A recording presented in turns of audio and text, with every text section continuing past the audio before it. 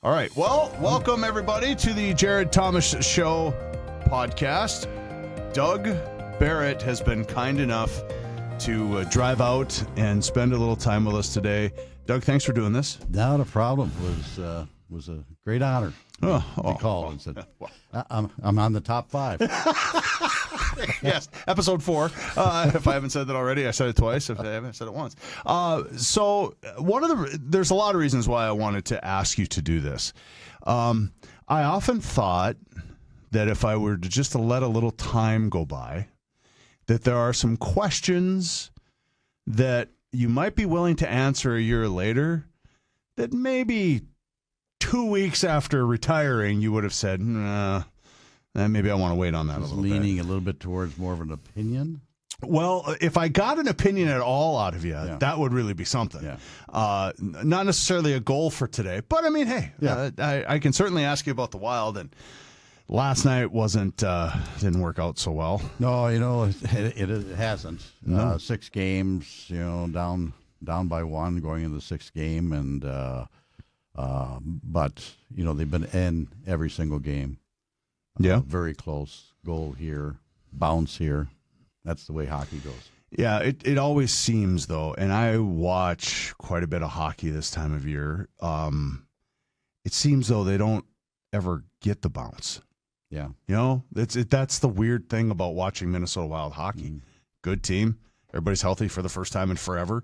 You only have to watch 30 seconds before some announcer's going to tell you that, and then they get on a roll. Their best player having a heck of a series in Kirill, Big K there, 97, having a heck of Boldy's no slouch. He's, I think, in the top 5 or so % of the league. I mean, he's a really good player. So they have a lot of talent, and they are very good. And then they just don't ever seem to get that bounce. Last night I thought that there was a goal that the old Gus Bus let in that I thought was a little bit questionable. Mark Stone's goal, I think, was the 2nd or 3rd goal. Yeah, you want to stop those, especially in the playoffs. Then, of course, the overturned potential game winner with about a minute to go. Game of inches. When you're a pro, as long as some of their players have been, you've got to stay on side. Especially in that. I mean, drag your foot a little bit. But then again, people make mistakes. And then you take the kid out from Denver, old Zeev Bunyam. Yeah, I'm glad that they made that change. He looked a little overwhelmed. Talents, but I mean, he's 19. Mm-hmm. Let's face it, he's 19 years old. Get him in the weight room for another year. Maybe spend some time down in Iowa. Mm-hmm. Learn all facets. Play those extra minutes. And then bring him up if there's an injury or something like that. But then the guy that they put in, Merrill, what was he doing on the last goal? Was he going to cover the defenseman? Where was he at? So, again, I mean, that wasn't but just the Wild, it's they're good. I think everybody hopes in the state of hockey every year that this is going to be the year to make a big push. Yeah. And the one good thing about my situation now, being retired, is I can watch those 10 o'clock games. So let's ask you, because it was always kind of an on the air gag. Doug would start watching the Twins, and then wake up about the 5th inning, and then get to the 7th or 8th. And if it was a game, maybe you hung on. If it wasn't, maybe you pulled the chute on the day. Yeah, I still don't like those late night starts, but if I want to stay up till midnight, I can do that now. Oh, sure. Where I wasn't able to do that before. So when you retired, and it's been almost exactly a year. Pretty close, What have you been up to? Have you just been catching up on projects, or have you been? When my wife and I both decided that we were going to retire, we had some plans, maybe do a little traveling. We were never going to be the snowbirds that were going to leave Grand Forks for 3-4 months out of the year. But we thought we might do a little bit of traveling, maybe a long weekend here, long weekend there, break up the winter a little bit. And then all of a sudden we had a grandson who came into our lives, and Baker Barrett's been just a hoot. That's so cool. And so we get to watch him. I would say on average probably about 4 days a week, and so that really keeps us busy, and it's kept us closer to home. So we haven't done as much traveling or volunteering as what we thought we would. But we did make it out to, we went out to the Theodore Roosevelt, Medora area and helped out them with a couple of different projects. And we're going back out there again. They invited us to come back out again in September this time rather than June. So we're going to go out there in about the middle part of September and do some of that work again. We've done some traveling. We made a trip to Chicago in the fall, which is closer to home for you. Yeah. It was kind of a family thing, a wedding, and kind of a get to see everybody. Sure. So we spent a few days down there, and then every year we've always tried to pick a different city, and we go and visit, just see what they have.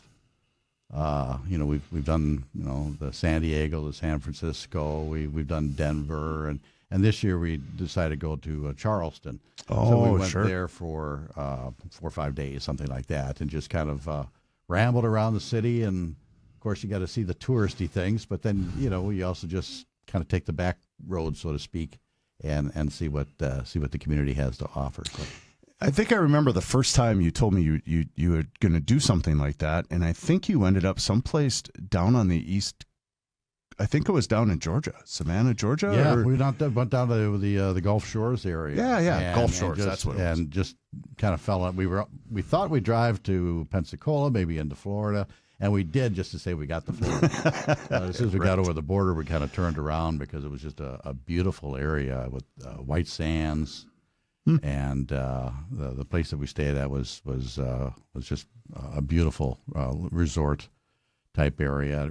Ran into the Convention and Visitors Bureau director, who used to be at the time. Now, this is many years ago. He had also been the North Dakota Tourism Director at one point, and so we got a chance to visit with him a little bit. And of course, what's the first thing that he says? How are the Sioux doing? And I think this is just, I don't remember if they had just gotten rid of the name or they were just going to transition to something else or change the logo. Well, see, we said 20 years from now, if we ever did this again, we'd still be talking about it. Absolutely. So I stuck it in there. You're absolutely right about that. When I look back, through the years, and I think about the different things that you and I talked about, certainly during that time, and trying to paint you into a corner, which you are skilled at getting out of. What was your favorite thing? And the words are important here. What was your favorite thing to cover? I don't know if it's a favorite thing. The one good thing about this job, and it has afforded me the opportunity to meet all sorts of people, all sorts of situations. And in many cases, because you're the media, you get a front row seat to a lot of this stuff, whether it's a political convention, a chance to shake the hands of a president or maybe somebody who's running for the White House, local officials. You get a first look before the public does at projects that are going on in the city. I remember going up to the top floor of the new hospital when it was just girders. Sure. And walking around, it's kind of like you hold that railing because it looks a lot higher than what it does now when you got four walls. And rooms and corridors to actually walk down. And so that has been great. And I thought about this just even a couple of months ago. I couldn't write down all the names of all the people that I have met. Sure. And whether they are politicians, city leaders, business, entertainers. I think back of all the various entertainers that I've had an opportunity to interview and do features about. So the most significant news event obviously would probably have to be the flood. Sure. And so sleeping in the back seat of my car for about a week because I couldn't go home, but yet we were still covering the story. So that might be the most significant one. If I had to pick one that was the most entertaining or fun person that I think that I've interviewed, sports figures. I've had a lot of those too. It might be, and this goes back a couple of decades now, but interviewing Red Skelton when he was at the Chester Fritz Auditorium. The way it was told to me is he used to always come into a city like the day before, and I don't know if he put a disguise on or people didn't recognize him, but he would just walk around city streets, go into the mall when we had a When the mall was a mall. and just see people, what they do, what they interact, kind of get a feel for the community, and then he would incorporate that into a show. So I remember chatting with him, and I've told this story probably 100 times, and so this is the 101st. But I said, "Is this your first time to Grand Forks? What do you think about the place?" And without pause, he said, "It's the only place I can think of in the world where you don't have to look up to see the sky." And if you think about it, you walk out the door here, Sure. look ahead, there's the horizon. You don't have to look up to see any clouds. They're right there in front of you. And he had such a quick wit about every question that what I posed to him. And then we got into a little bit of discussion, too, about comics today versus comics of yesterday, and whether you like it or not. He thought we were trending a little bit towards you have to be vulgar and talk about sex in order to be funny. Right. Now, where it's his shtick never kind of went to. So he said he was disappointed in that. There's a part for it probably, but sometimes you kind of miss the old slapstick in a way too. I read something recently about Red Skelton, who I think had found out, and I might screw this up a little bit, but he found out, I don't know if he had cancer or some sort of illness, but he found out that he was dying. Yeah. And he took that as a blessing, because every single day he woke up, he painted a picture, he wrote a book, he wrote a chapter, he wrote a joke, because he wanted to make sure that when he passed, he got what he referred to as, I got it all out. Yeah. And I just thought, wow. I mean, how in the blue heavens do you have that kind of wit about you to know, all right, well, yeah, I guess it sucks I'm dying, but while I still can.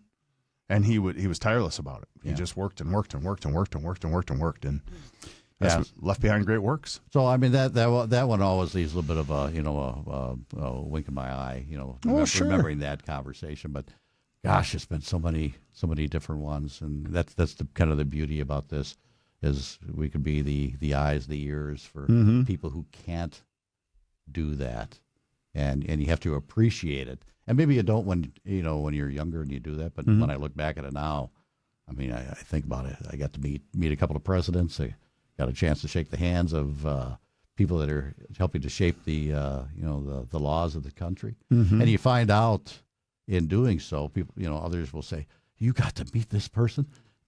They're people. Yeah, they just have a different role. They've got a role in Washington or Bismarck or City Hall, and they put their pants on just like everybody else, and just living their lives and trying to do the best they can. Yeah. So when you think back then on your career, which spanned 40 years. 40 years here. Yeah. And we had a few extra years at another place in town and a few other cities before we got to Grand Forks. And never thought I'd be in Grand Forks this long. My wife and I still joke about when we moved here, we were going to come for 1 or 2 years. Wow. And then I always thought we'd probably end up maybe in the Twin Cities, Minneapolis, St. Paul market, something. You're just up here to cut your teeth and learn the trade. That was kind of the goal. And then all of a sudden, you have a family and the kids get involved in their stuff. And every time there's an opportunity to leave, somebody's going to graduate from high school or has just entered this and is doing that. And, we finally said, this isn't a bad place. Schools are good. Everyone's having a good time. We're paying the bills. So that was kind of more important at the time. Yeah. And I think, to your point, I mean, the old way of doing this, for those that don't know, at least the way that me coming out of broadcast school was Grand Forks, St. Cloud, Omaha, Omaha, Chicago. Yeah. And now you're in the big markets and you're making, and there was a gypsy lifestyle that was often attached to this business for a long time. Yeah, there is. I remember visiting with a program director who I worked with in Duluth many years ago, and he had been there about 9 months, and I think it was his 9th stop in 12 years, 9th station, city that he had. And he said, you have to continue to go up that ladder if you want to get to the big market. And I told him at the time, I said, if I was hiring, I wouldn't hire you because you're only going to be here for 6 months or a year. And then I've got to hire somebody else to train that person in. So Right. I said, I look at it the opposite way that you're looking at it. Yeah. Yeah. It's all changed. The business has transformed over your 40 plus years and over my 30 plus years. It's not what we started in all those years ago. But change is good sometimes. Well, some of the change isn't. Not all the change is bad. We wouldn't have been doing this 40 years ago. That is absolutely true. Yeah. I wish there was a few more bodies around. I wish that there was. I wish that news the way that it was covered, said intentionally, was the standard still today. When you take a look at the landscape of news and what qualifies as news and how people cover it, what are your thoughts? What do you think? Well, I think, and we had talked a little bit about this in the past. You can't rely just on one source anymore. I remember the day when you had the three big networks. Maybe you threw in, public radio or TV into that mix as well. And so they had a certain standard for covering things. Now you have so many different networks and news organizations, and they're all trying to carve out their own niche, that I think sometimes it can water down the coverage in the fact that people rush to get something on the air that maybe they don't have all the facts to, and two, it's portrayed in a way we have to be different from them, so we're going to take a slant this way, or we're going to take a slant this way, and so to some degree that's unfortunate. It was always the way I always viewed it when I was covering a story. I'm just gonna. It wasn't hard for me not to put an opinion in it because I'm just relaying the facts as they portray them to the general public. It's not my story to tell. Right. It's their statement. It's their decision. Let's get it out there. Now, if talk show hosts want to analyze it or get people on to say why it's good or bad, that's totally up to them. But that's a different segment of the industry. They're not the journalists. They're not the people that are writing the story. Present the facts as they are, and let it go. Like I said, it's the other person's story to tell or the government agency story to tell. Relay that information. Let people form their own opinion. But right now, I think there's a lot of opinion put into it, which is why you have to look at several stories. I want to find out what's happening with the peace talks about Russia and Ukraine. I'll probably go to about 3 or 4 different networks and read their story or watch their report, and then sometimes I'll even go to some of the foreign ones, the BBC or maybe I'll go to Sky News or whatever it happens to be, and kind of get their take on it, and then you kind of pick the nuggets and connect the dots of what's the most important. And I think you have to do that even with some of your more regional and local. But I think local news is probably a little more straightforward than the national stuff. Yeah, well, I'm not asking you to name names, but is there different services that you trust more than others? There still is, and there is. I don't want to call it like a think tank that tries to analyze different networks and different news organizations, which ones are leaning a little bit this way, which ones are leaning a little bit to the other side, and which ones. And so you can kind of see which ones are in that middle that generally get the facts right. Right. But there's some that are way off on one side or the other. So I'll probably stick with those in the middle. But sometimes I like to see what the other ones are talking about. So I'll go with a CNN or a Fox News just to get their take on a particular story. It's interesting, though, but because you understand what you're watching, though. Yeah. And I wonder oftentimes if people, and to relate it to radio, if they understand what they're listening to, as opposed to, and you make a very clear delineation between talk radio and news. Yeah. And you spent a lot of time with announcers on the air as the operations manager, now the general manager, sometimes more time than I would have liked just because you made it easy. You know, good personality, good sense of humor, knew more about the story than, I say this sadly, as somebody for 20 years that was one of those talk show hosts. You always knew more about the story than the talk show hosts did, which was, again, reminder, I was one of those talk show hosts. So asking you questions made some perfect sense. But I wonder sometimes if people really, if they understand when they read a columnist in the paper. A columnist is paid to give you an opinion on whatever it is that they're talking about. That's not news per se. That's not what that is there for. Similarly, then, when we get 3 minutes or whatever it is at the top of the hour of KNOX local news, that's just news, baby. That's all that it is. And then what happens after that is oftentimes the opinion or the columnist piece. I wonder if people that are consuming the content understand that as well. Well, you're right about that. There is some confusion that kind of blurs the lines a little bit, and it's also why political commercials do so well. Sure. In trying to sell a candidate. You get a 30-second ad out there that's saying this guy's a bum, he's no good, he wants to raise your taxes, he wants to do this, he wants to do that, and people will see that repetition week after week, and they say, boy, I'm not voting for him.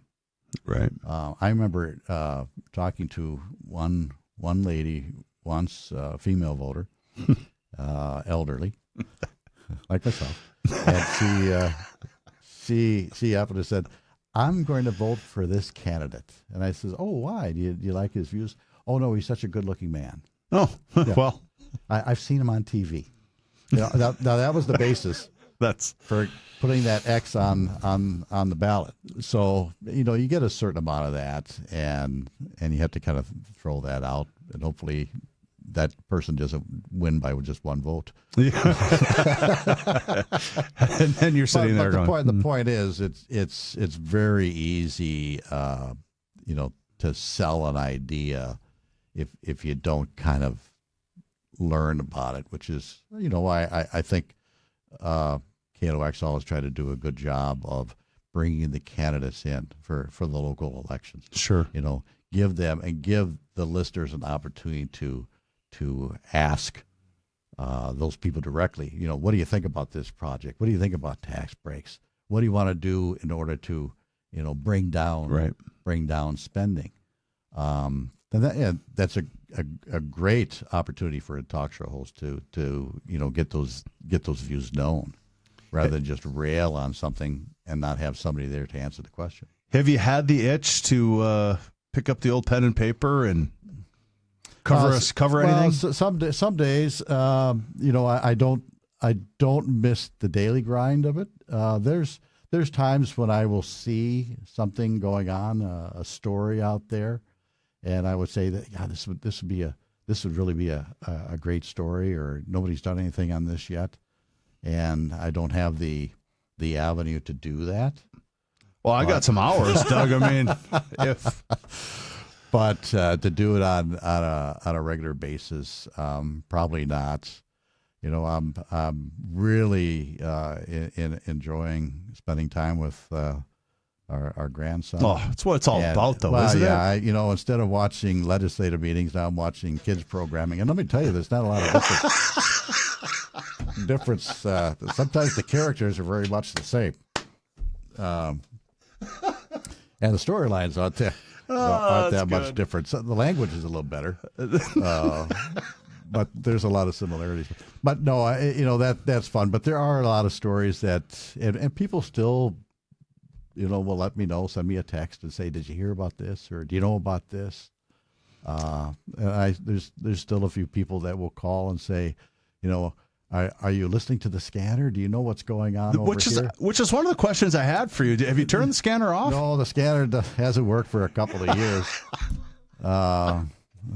And I think my wife was really getting into it because she put one on her phone app for a while. Oh, and we'd see sirens go by, and she'd get her phone out and hit the app, and hit the app and say, "Oh, it's just this." Or something. But I don't know. You shared a story with me one time too, where I don't remember what you were doing. You had left. Now, so that people understand, I think correctly, Doug kept a police scanner in his bedroom and just left it on. Yeah, it was on 24/7. And so, if 2:00 in the morning there was an incident of sorts, you would tell me frequently that it would wake you out of your sleep or your slumber. And well, of course, if you're sharing a bedroom or the bed with your wife, she's got the unfortunate byproduct of that as well. But you shared with me one time a story where I can't remember why you weren't in the room. You were either showering or brushing your teeth or getting ready for the day, and something had happened on the scanner, and you came back to the beautiful Deb had written a note. Yeah, well, there was to say, there was more than follow up on this because more than once. I may not wake up, and then I'd get up in the morning and right by the coffee machine. As I'm having that pouring that cup in the morning, getting dressed, there'd be a note. 222. Sounds like a burglary at such and such business or something like that. And so then I could check on it. Should be looking for back pay. That's well, she was sometimes she was even my camera person. There'd be a fire or a bad accident, and there's no place to park. So I said, I'm going to go around the block. Take a picture of it as we go by, and then she'd send it, and then we'd throw it up on the website. Did you get her permission? Because that's important. Yeah, of course. Yeah. We cleared that ahead of time. Yeah, I always thought that another was pair of shoes or an extra pair, whatever. Well, extra bag, another extra candle. purse, extra, so, and I say this, it's a bit sad, really, but for a lot of years, you were a one-man band in news. Yeah. And again, we talked a little earlier and touched on how the industry and the business has changed. One of the places that a lot of managers go when it comes time to make changes, or if you got to trim a little because we're not where we're supposed to be and whatever, sometimes they'll look to the newsroom. How did you handle all of that through the years? I mean, there was a lot of work. It's a lot of work to give you, letting you behind the curtain a little bit. I mean, Doug would provide live news every day, beginning at 6 in, twice an hour, and later news on the twos and all that doesn't just happen. There was FM news to record. The workload is, well, in your case was, but it's tremendous. It's a heavy lift. It's a lot to ask. Then you'd have to record all the afternoon newses. And then if there was updates, to your professional integrity, you weren't going to let us look stupid. So you'd have to come out and update it or pull the story, or we'd have to do, you would have to do something so that we were current. I mean, how did you get through those years? Well, one year a little bit younger, and I was so it definitely is not a 9 to 5 job. It's much like covering sports, and I'm sure that Ryan conveyed this to you, that sometimes you're up bright and early in the morning, and your game may not get over until 10 o'clock at night, and then you're driving home and it's midnight, and then you got to get up at 5 o'clock, 6 o'clock the next morning. You start the repetition. So it's some days are more difficult than others. Mm-hmm. But again, as I said, you get to meet so many different people and talk to so many different groups, and you get that frontline seat, and that really kind of makes up for it. It really does. Yeah. Some days you just sit there, God, I can't do this anymore. It's terrible. Sit another 60-hour week. What am I doing? Yeah. But again, if you enjoy what you're doing, sometimes those hours don't seem like they're piling up. Yeah. Because it's something that you want to do. Yeah. And we were fortunate. I mean, we had. I was a one man, me, myself, and I. 3-person newsroom for a long time, but it was also. I was fortunate that the station was able to make some investments and bring some people on board who were very talented. Some stayed for several years. Some stayed longer. You know, Pat, for an example, I think he was with us for about 6 or 7 years, Yeah. somewhere in through there, which adds great stability to the newsroom. And you get to a point that, you know, you kind of know I'm doing this, you're doing that, and you don't have to waste your time explaining what we're going to do each day. Yeah. And so that was, you know, those are good partnerships. But there were some years that it was a little bit more strenuous than others. Well, we had a conversation somewhere, I think, towards the end of your time. I shouldn't say. I would say I think you had what turned out to be about 10 years left to go. Mm. And I think during that time, I think we had just brought Kevin Dean aboard. Yeah. And you'd kind of said to me, hey, listen, the one man band days are over. I don't want to do that anymore. Yeah. And I respected and understood that. And then we just made sure that somebody was coming late in the morning to help you. Yeah. And I think really think that you do need to have that because there is so much going on in the world, going on in the city today, going on in the region, and you're covering 2 states. That to expect one person to do it all and do it well, you can do it if somebody goes on vacation. You can do it for a couple of days here and there, but long term, really, it's not I don't think it's a good scenario. So you need to have somebody else to be able to step in there if that's what you want to do. Sure. You know, there's a lot of radio stations that we're going to do some morning headline news, and then we don't do anything until tomorrow. There's a lot of newspapers that have disappeared. There's a lot of newspapers that went from mornings to afternoon and now all online. I mean, everything has really changed. So, what it's going to be like, and with technology, I mean, you can save a lot of time that way as well, where you're throwing an interview into a computer and dicing it up, where you used to have tape and a razor blade and splice everything together. So with technology comes a greater use of your time. Yeah. I remember that too, I'm old enough, just old enough to remember there was a morning edition to the paper and there was an afternoon edition to the paper.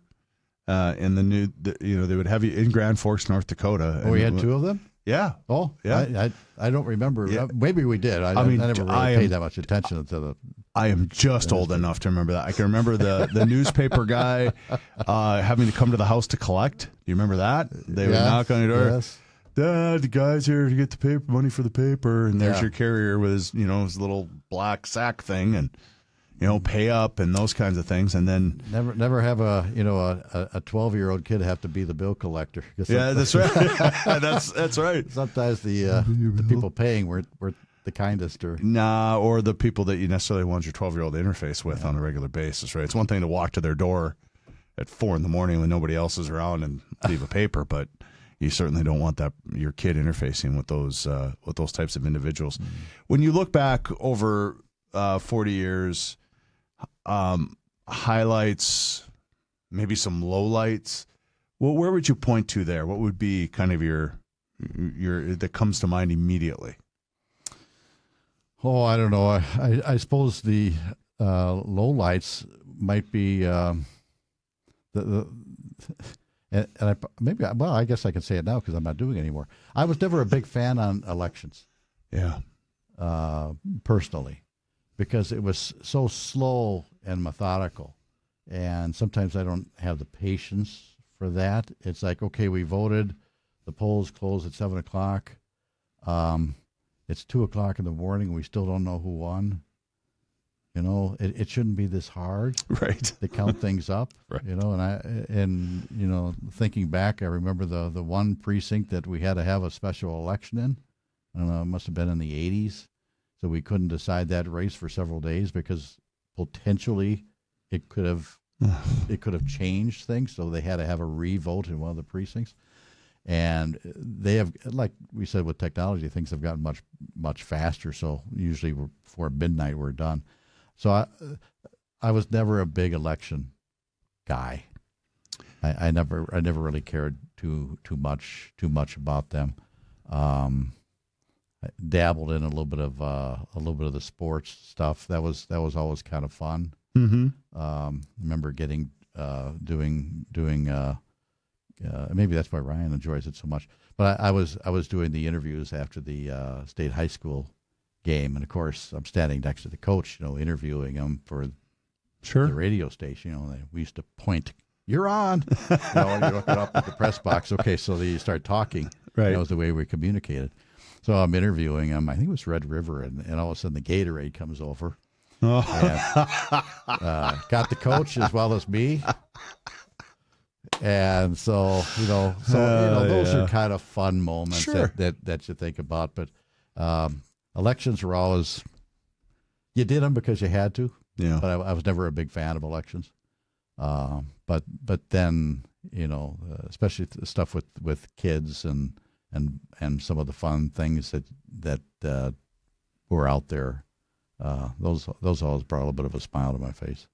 Yeah. Is there something that sticks out to you over your career that makes you grimace a little bit? A tough story to cover, or something that was a little bit like, oh, this is icky. Yeah.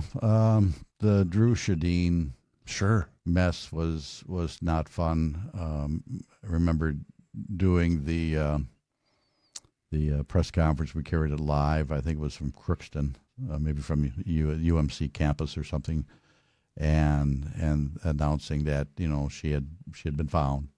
The body had been found, and her family was, I think her mom and dad were both there, or the dad was there.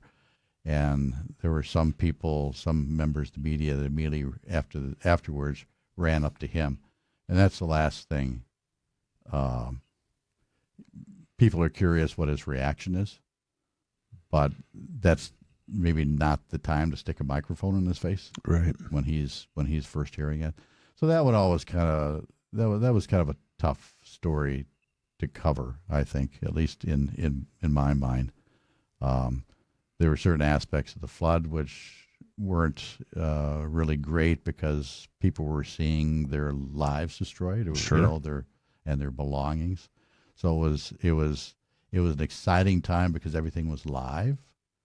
To be there and to be involved in it, but it was also a tough time to see the tears that people had streaming down their face when they get back into town, and then they see that their house has moved off foundations and things of that nature, and the schools are gone, their lives have been disrupted, and they don't know what they're going to do next.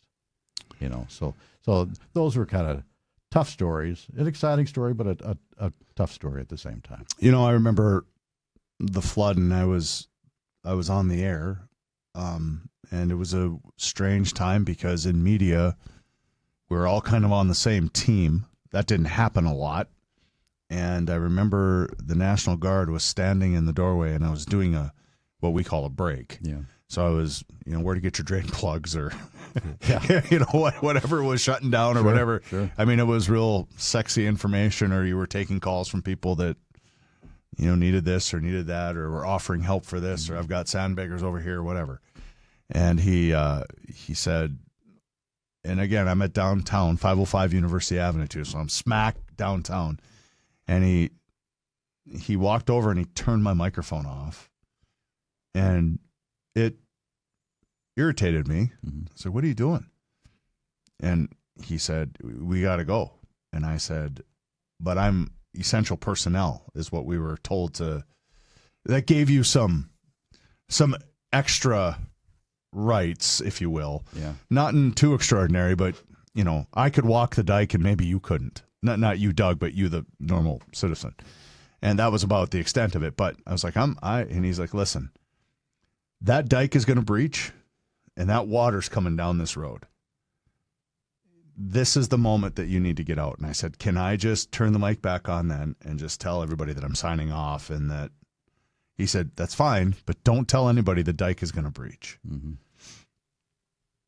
So I did, with him standing there with a very large firearm, and I got on the back. I'm the classic story. I got on the back of that looking machine that was high off the air or high off the ground, and away we went down the road, and it was surreal. Well, my getting kicked out of my block story is a little bit different because the guard was coming by and the water was sloshing up to the front of the house, and they said, "You've got to go, you've got to get out of here." So, I took one more look around. We had a hamster at the time, so I put a whole box of food in the hamster, so he was well fed, and he was on the high ground. And I looked at the refrigerator, made sure everything was out, and there was a box of bomb pops, brand new box. And so I had to park my car about 5 blocks away because you couldn't get down the street. So, me, I don't like things to go to waste.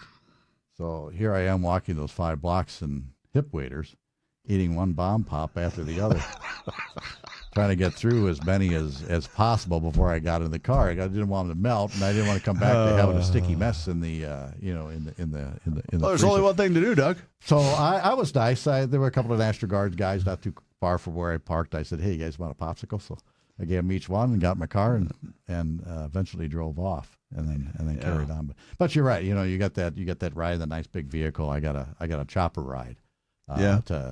From the National Guard to take a look at what was going on when in the peak of the flooding. Most people don't get a chance to do that. Yeah. And so that's like the benefit. Long hours sometimes, but also a lot of perks that came along with it. So I have a little bit of a theory, and you are very aware of my disdain for weather coverage. Mm-hmm. Doug falls not all the way to the other side, but certainly understands that it's why we're here. It's a public service. We need to do it. If we're going to do it, well, then we should probably do it well. We should probably do it to the best of our ability.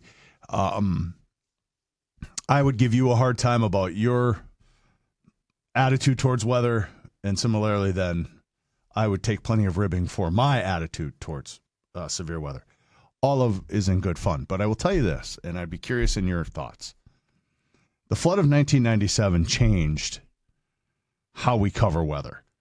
I don't know if the National Weather Service or anybody else with any sort of official title points to that incident as the time when all of this changed.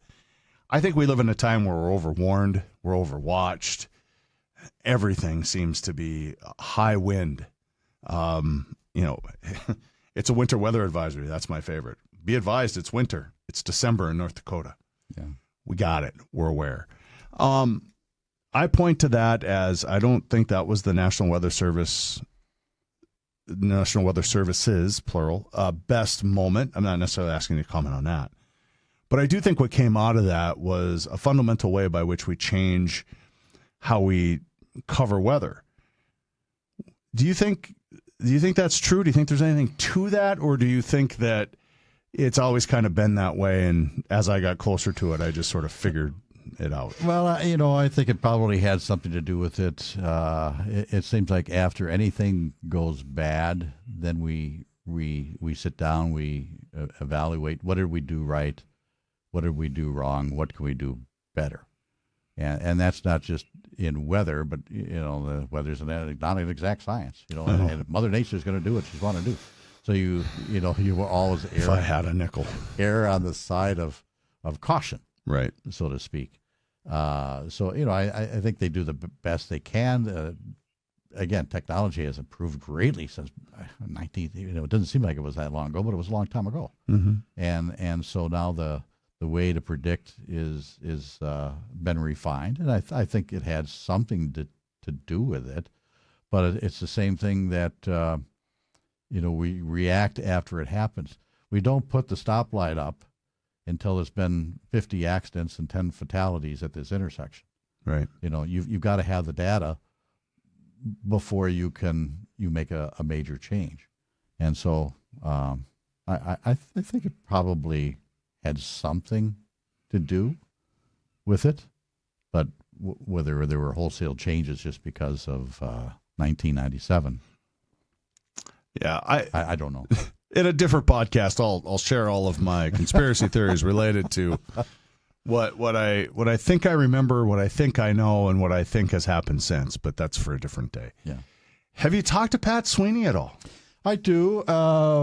every once in a while we'll exchange random text. You'll see something that he thinks might catch my eye, and if I see something that's, because he's got sort of a dry sense of humor that I think that he might get a chuckle over, I'll send him a text, and we've done we've tried to make it an effort to get together like for a lunch once a month. We're not always successful, but maybe every other month we've gotten together, and sometimes he'll bring a guest along with him, who I might know, somebody else from the industry. Yeah, I saw a Facebook post with 3 or 4 of you, and I was like, "Oh, look at that!" Yeah. So we still keep in touch, and we've also been kind of each other's airport shuttle ride. Oh, there's been a couple of times, like Grand Forks. We got that lovely 5 a.m. flight. Yeah, that's great. And so, if he and his bride need a lift to the airport, even at that hour, I'll drop him off, and he's done the same for us once, and so it works out well. So yeah, we still keep in touch, from time to time. Do you ever see a day where you want to do it again? No, as we were talking about earlier, there's times when I miss doing it, and I miss probably, if nothing else, just talking with the newsmakers. Yeah, because I don't get a chance to visit with them. I haven't talked to the mayor, I don't think, since I've left. There's a lot of local people that I don't see day to day, but I don't think a week has gone by. And of course, in the beginning, it was like every time you went someplace. Oh, sure. I miss you on the radio, or why did you leave, or I hope you have a good retirement. And now it's like once a week, but it still is at least once a week. I'll be at one of our stores, and somebody will come up to me and start talking about the radio, or well, I know you're part of the SIP club. I know that.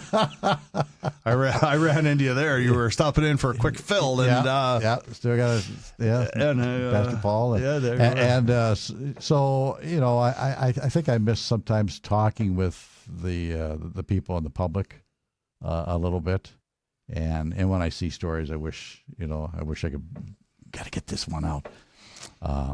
And people still, as I mentioned, still will tell me things that might be coming up, so might be happening. Hey, did you hear there's a Chipotle going in here? Well, and you're like, well, thanks for that. Well, I mean, there's a few. I knew about the changes at Ray Richards, before that story broke. I was glad to see that the information finally came out on that brew pub that's going to be going in on the north side of Grand Forks. Sure, not too far from me over there by the softball complex. Well, you'll know where to find them. Yeah, so a few things like that. There's going to be some new apartments in the south end of town that are coming on board. The latest rumor that I heard, that's probably from pretty good sources, there might be some new additions to the Columbia Mall before the end of the year. Not going to fix the mall, but they're not going to be subtractions either. But there might be a few things that will be announced. We've got 2 restaurants on Columbia that have been dark for about a year now, one for about 2 years. They've got extensions on their liquor licenses, which is going to expire soon. And so maybe before the end of the year, you might see something reopen because you want an extension rather than lose it.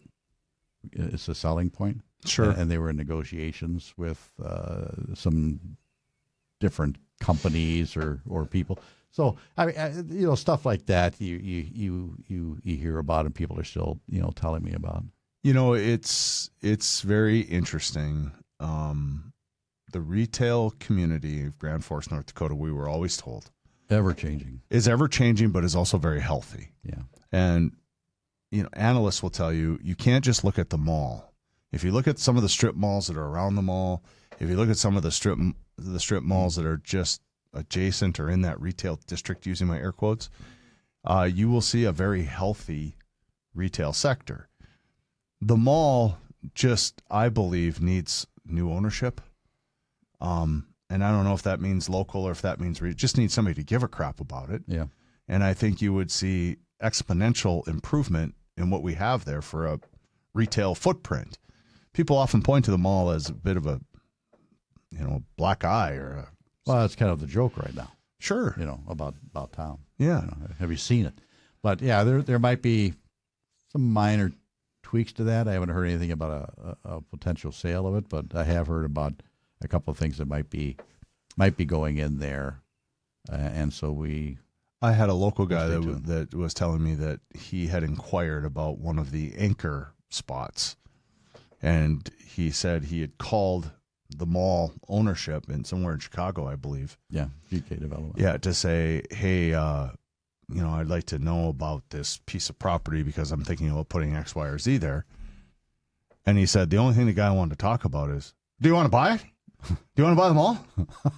I mean, if you're thinking about anchor spot, I'll just sell the whole thing to you. Yeah. But I know West Acres, we can certainly point to malls in the area that are doing better. I dare say West Acres is thriving. I know they've got a few, dark spots as well, but in no way comparing the two, just saying that I would take a spot that had 4 or 5 dark spots as opposed to what we have currently.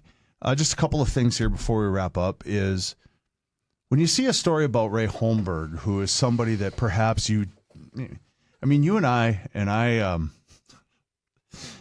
this you and I will, I hope, share a chuckle over this. Ray Holmberg was a longtime politician, and that's generally how he came to most of his notoriety. Many of you might know that he spent time as a counselor at the Grand Forks Public School System. Mm-hmm. But Ray would always, and I always appreciated this about Ray, he would always take my call. And for years, and maybe I still don't have my phone with me, but maybe I still do have his cell phone number, which I suppose I could go ahead and delete. At any rate, so probably changed. Yeah, probably. And I would call him, and with Ray, there was 2 things. It was always right to business. Yeah. And the first thing was, for some reason, he was always in North Carolina. Yes, I've had similar calls with him, and I will. It's a very sad story of what it's happened awful, with the Ray and now the continuing fallout associated with anyone that knew him close, so to speak. But you're right. I remember calling him a couple of times and asking him a story, and he, are you in Bismarck? No, I'm sitting here on a beach having a coffee, looking at the waves, and so that's at the time I just said that's Ray. That's Ray Holmberg. Or I would call him and he would answer his phone. I'm on the house floor, or I'm on the Senate floor right now. I can't really talk. Can I call you back? I said yes, but he would pick up the phone. Yes. But I will also say this, that I always thought to myself that I never had a real close relationship with him. Me either. And I always thought to myself, here's one of the senior leadership senators that we have, crafting state budgets. He's from Grand Forks. He's been here forever, and yet I hardly ever talk to him. And I would keep telling myself, I really should get to know him better. I really should, spend more time talking to him and interviewing him outside of just the 2-minute phone call here. What do you think about this? Or what do you think about that? Or when is this bill going to come up? And I never did. And I don't know why. I don't know if it was me or whether, you're media, so I want to keep you a little bit at arm's length. Yeah, I think through the years, and I'm only 51, so if I think I've done my last talk show, I think I'm fooling myself. I think at some point, some calamity of circumstances probably brought on by yours truly will force me back on the air. But if I were to look at my 32-year career to this point, I just think what I've sort of noted is that I think there's just some figures that have come and gone, that some are willing to put in the time to work on a relationship. I sometimes smile or smirk when that's in the beginning. Newly elected to office, has to get out, get to know the media guy. Mark Kennedy was that way. Mark Kennedy was Coffee with Kennedy. Yeah, why don't you come out to my office and have coffee with Marcia and I? Yeah. Yeah, right. Okay, I'll get right on that. It was probably easier to get then President Obama on the air than it would have been Mark Kennedy. Him and Charles Kupchella both were. I remember calling Kupchella's office and asking, "Can I get 10 minutes?" Mr. Kupchella is booking like he's Taylor Swift. Yeah. 9 weeks out. I need 10 minutes. I want to ask him about probably the Fighting Sioux nickname or some hot button issue of the moment. She's like, no, 9 weeks. 9 weeks. Nobody's that busy. Mm-hmm. Nobody, right? Kennedy, we saw his vision. It came to life. He was Mr. Got to take care of the corridor, and we're going to have to take down buildings. I mean, the guy probably, and I realize that this could be heard by him, highly unlikely, I'm sure, but probably had the worst bedside manner of any guest I ever interviewed in the history of my time on the air. But I'll tell you, his vision wasn't. The University of North Dakota campus is beautiful. Yeah, I was going to say he didn't complete the projects, but he kind of got that ball rolling that we need to. Let's get rid of this building. Let's get rid of this one. And you go driving down University Avenue now through the campus, and it's a very nice looking campus. And it was nice even how many years ago. I remember when my daughter was looking. Obviously, she knew what North Dakota looked like, but she looked at several others, and we went to several other campuses, and she took a tour of them, and some really don't look like college campuses. You got a cluster of buildings here, then you got a cluster of buildings over here, and a cluster of buildings there, and in between there's residential properties, and this looks like it's a college campus. It does. UND. Yeah. And so they have done a nice job on it, and they're not done yet because Hislop's coming down. Is it starting this summer? I think. Yeah. UND hockey team had a change. How'd you feel about that? Well, some of I think some of it was driven by some alumni, maybe. I heard a lot of rumblings amongst big donors and stuff that there's a certain standard if you're at North Dakota and you're at Minnesota, maybe the Denver. I mean, there's a few schools that you need championships, and just winning divisional play isn't enough. So I think Brad did the best with what he could. Great guy from what I understand. I've only talked to him maybe a half dozen times. Unreal human. Because the sports stuff wasn't really my he, ball, but he so you feel bad for somebody who's losing his job. I'm sure that he's going to land on his feet very well. Yeah, I think he gets paid this next year, so I think he'll be okay. He's got a kid, I believe, that's playing Division I hockey at St. Thomas. Yeah, so he'll have an opportunity to watch maybe him. He'll be in the stands. And or maybe he'll be working with the defenseman one day, and maybe he'll never leave.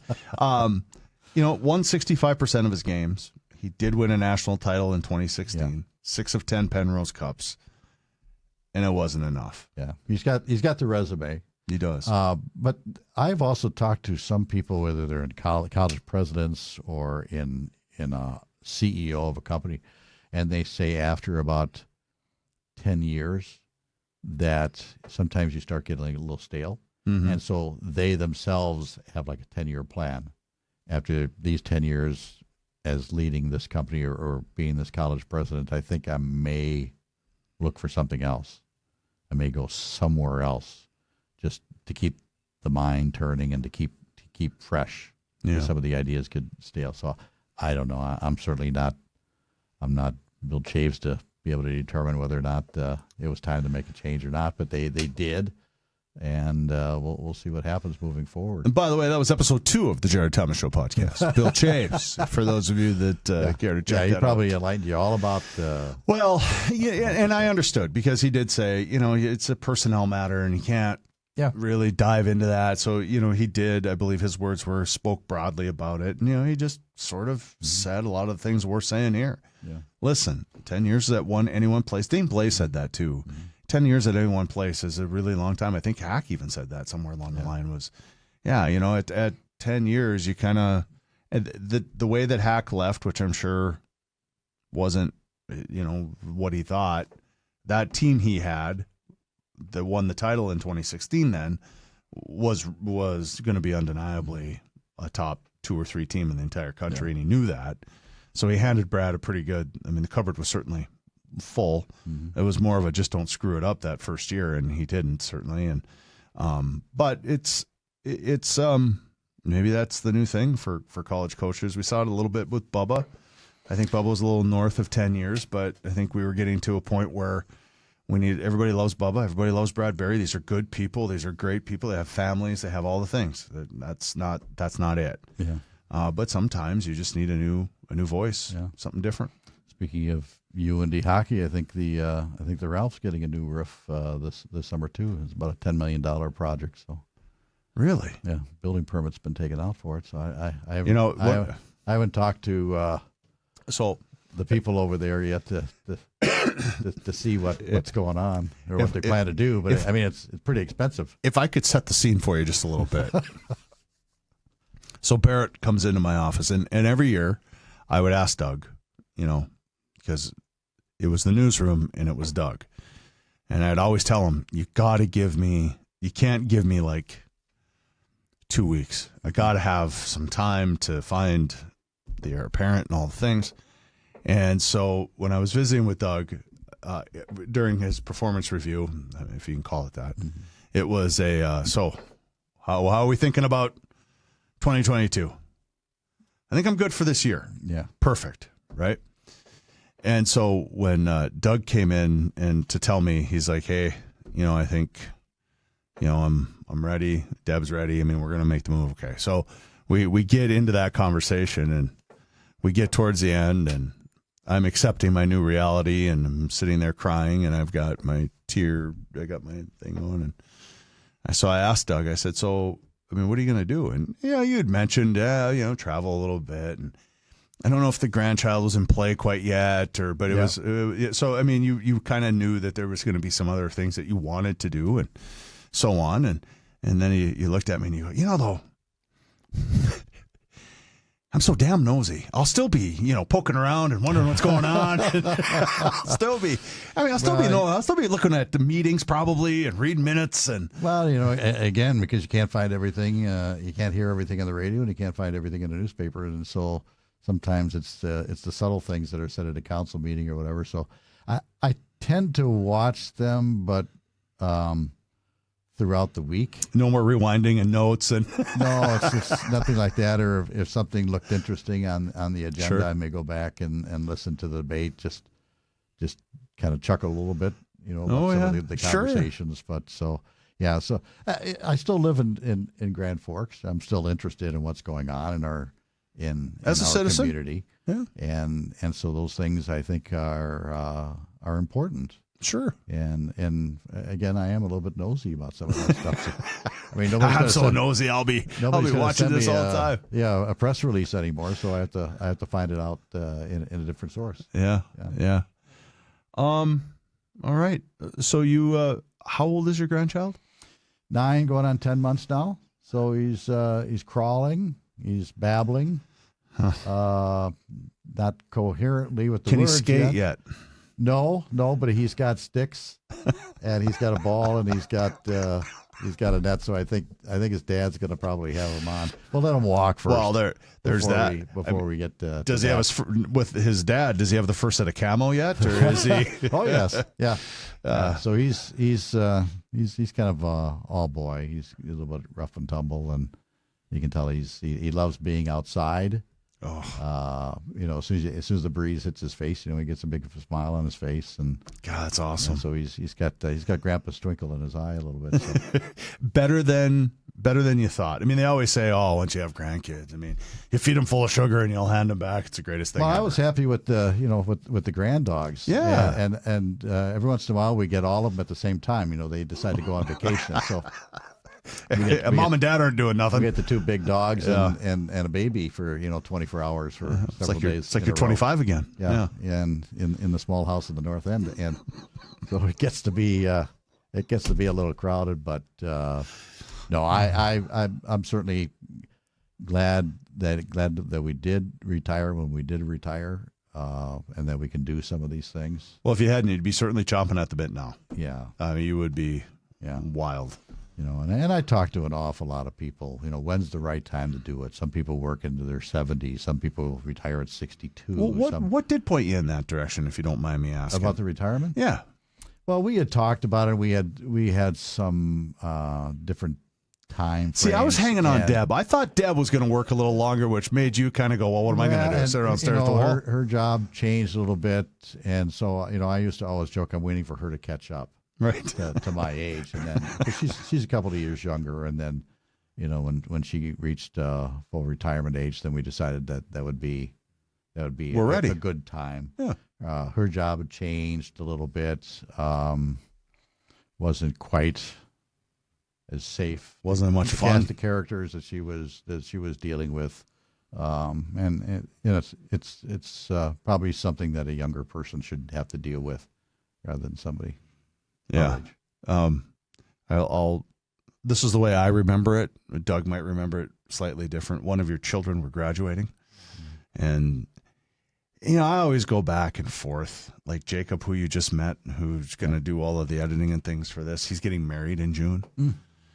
And so what we do now, and if you've spent, you can or can't, that's completely up to you as always, but we've got quite a bit younger, in particular on the sales end of our building. Yeah. And so a lot of them are in various stages of relationships where they're getting engaged. Oh my God, it's so great, right? So, and I'll circle back to Doug here in a minute, but the other day, Jacob's like, hey, I'm getting married somewhere in South Dakota. I think Watertown or whatever.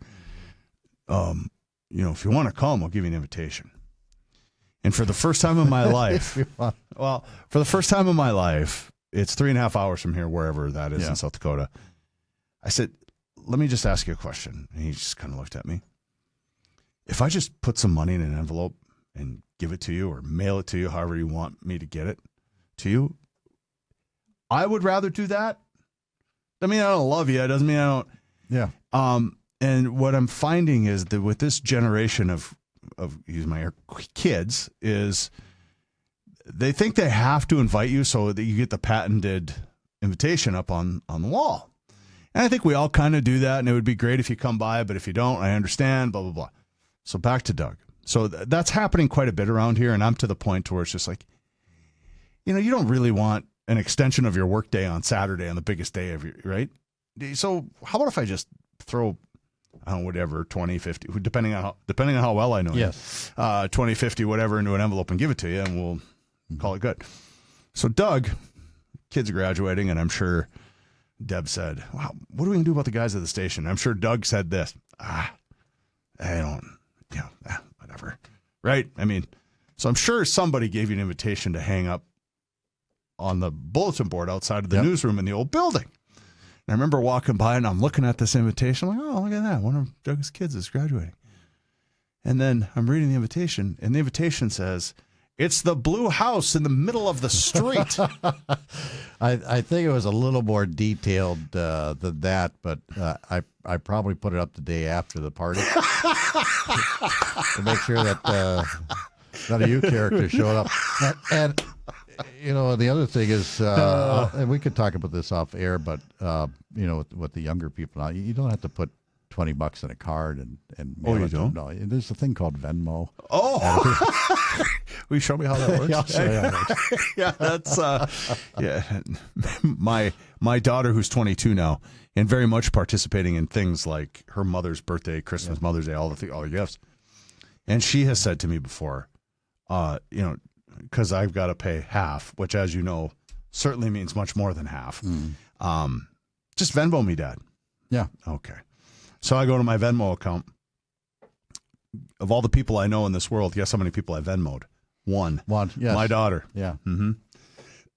And my wife tells me all the time, well, I could just move the money. Apparently she can still see her account. I haven't even downloaded a bank app. I don't I'm not even really sure that I get paid to be here, but I'm here every week. So essentially, she tells me to keep showing up here, so that's the way it works. But no, it's been a great visit. Is there anything you want to say before I let you go? No, I just, it was a great run. I had a great time, working here and in radio. If I didn't like it, I would have left a long time ago. And it's I think back of all the different people that I've had an opportunity to work with. Some probably should have been in a Chicago. Yeah. Should have been in a Minneapolis market, but for whatever reason, they decided to call Grand Forks home. I had an opportunity many years ago. We used to judge AP stories for the AP out of state. We would judge. AP would judge, say, South Carolina or North Alabama or Texas radio, and so I was one of the judges to see which station did better than the other in these different categories. I would help them out with that. And when you get a chance to listen to the best of another state, another city that might be bigger than yours, and this is their best work, and you're thinking this really isn't all that good, right? It lends to an appreciation of some of the people that you worked with over the years, and including yourself. Sure. And so I'm glad that you started the podcast, because I don't know how many, when you went off the air, I don't know how many, you were probably sick of people. Are you ever coming back on again? Are you ever going to do something? And so I'm glad that you finally jumped in. And it works out in my schedule because I can listen whenever I want now.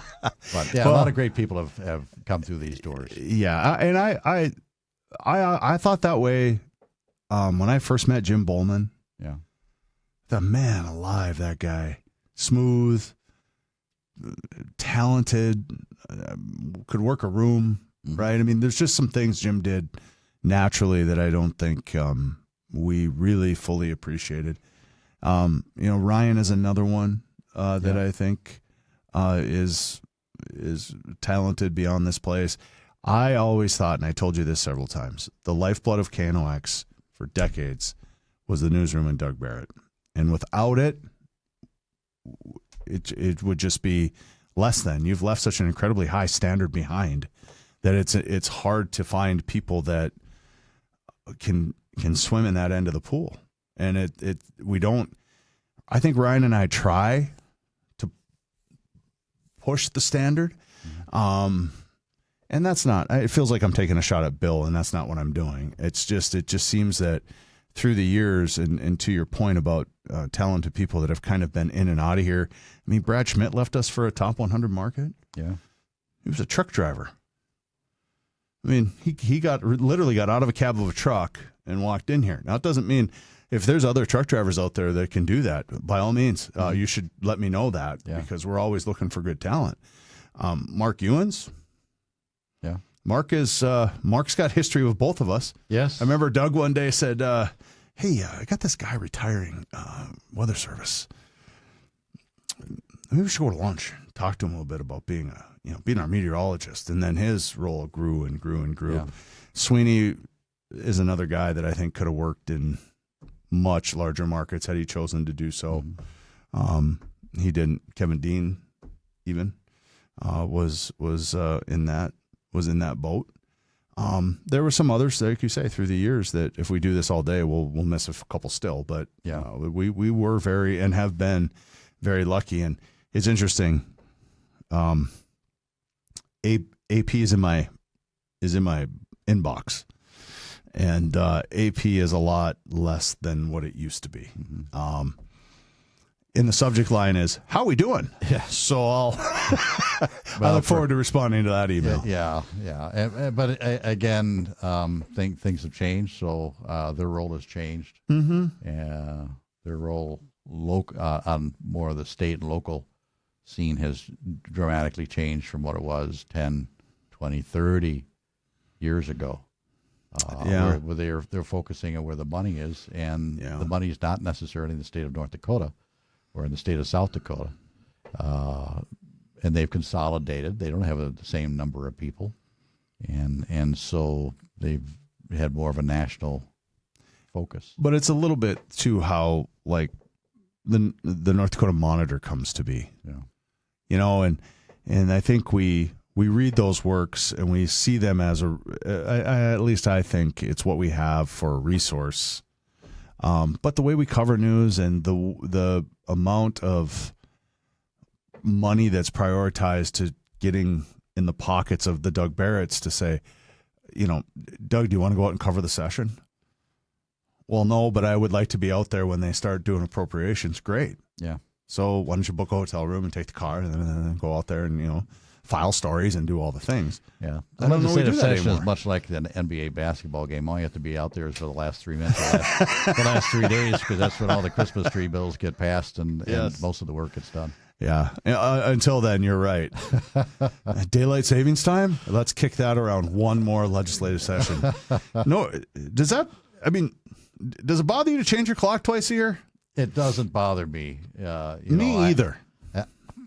And I don't know how you can make a change unless everyone makes the change. You imagine going to Cabela's and East Side and having to. Oh, every time you drive back and forth across the bridge, your clocks would have to change. Well, yeah, your phone wouldn't know what to do. Either. Back and forth. I had that. I don't know how much time we have, but I'll tell you one story. We were out in Medora, and I'm circling around. We're driving through the park, and you're going around these bluffs, and so my phone is grabbing this tower, grabbing that tower, grabbing that, and you're in mountain, but you're close to Central. So my phone's going back and forth, and I looked at it, and I thought it was fine. Set the alarm. We had an early morning the next day. Well, ended up getting up an hour before I needed to because my alarm on my phone was switched to Central, but we're in Mountain. So I'm telling my wife, Dad, we got to go eat. We got if we want to have breakfast, we got to leave now. And she said, "Well, okay." So Weirdo. And we get done. What are we going to do now for the next 70 minutes? God dang it! Have you figured out how to sleep in? Or are you still the eye still peeling open at 4:12? We had the two big pups, and their alarm clock is 6 o'clock in the morning. Mine is not that early anymore. Oh, so I managed to get up at 6 o'clock. It wasn't like it's not a doable thing, 6 or 6:30. I mean, as soon as it's light out, they're up. They want to go out. We'll look at a squirrel or want to do something. It's amazing. Yeah, they go for their walk. They do their stuff. They come in, they eat, and then what do? They fall asleep. Yeah. And we're sitting there. So, yeah, I thought you guys did tricks and things. Yeah. And there you are. I have, but, like I said, it's if there's something I want to watch, a sporting event or a hockey game, it's a double overtime, and it doesn't get over till 1 o'clock in the morning. I still think it's a terrible time. Oh my! To have those late starts like that, but I'm able to do that. Not everybody is. So, long answer. I can sleep as long as I want. Yeah, my mother-in-law worked overnights at. She's in respiratory health at Altru and she still can't. She's been retired, I think, going on a decade. Yeah, she can't figure it out. It's 2:30 in the morning. She's staring at the ceiling, wondering what's going on. There's times, that you wake up at that time and you look and you say, "Oh, well, if this was a year ago, I'd be getting up and going to work." You figured you might as well put the tie on and get ready to go. Yeah, but as long as I'm up, I might as well visit the bathroom. Look around, start some coffee. See if it's raining out yet. Walk outside, water the grass. I mean, do those sorts of things. Fall back to sleep. Yeah.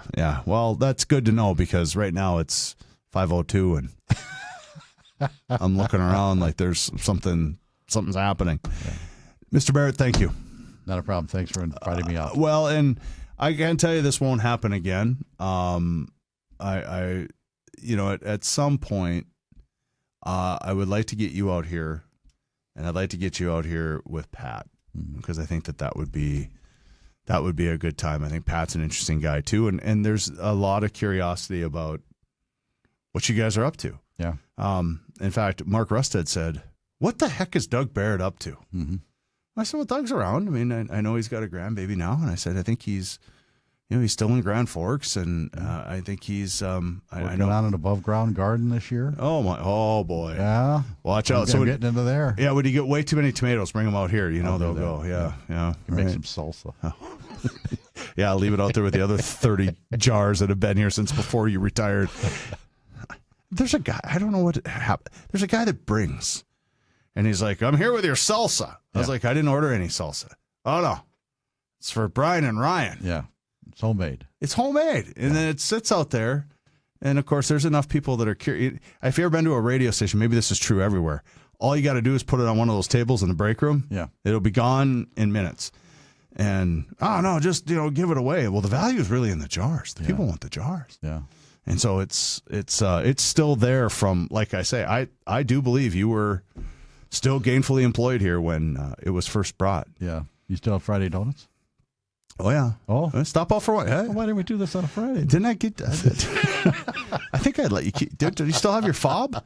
I do. Oh, well, just come on and have a donut, cup of coffee. Cup of coffee. Yeah, I mean, we have a sales meeting at 8:15. Yeah. So closer to 9, and you'll be good to go. You'll catch the overflow back there. Sounds like a plan. Thank you, Doug. Yeah. I appreciate the time. Doug Barrett on the Jarrod Thomas Show podcast. Available to you anywhere you can find podcasts.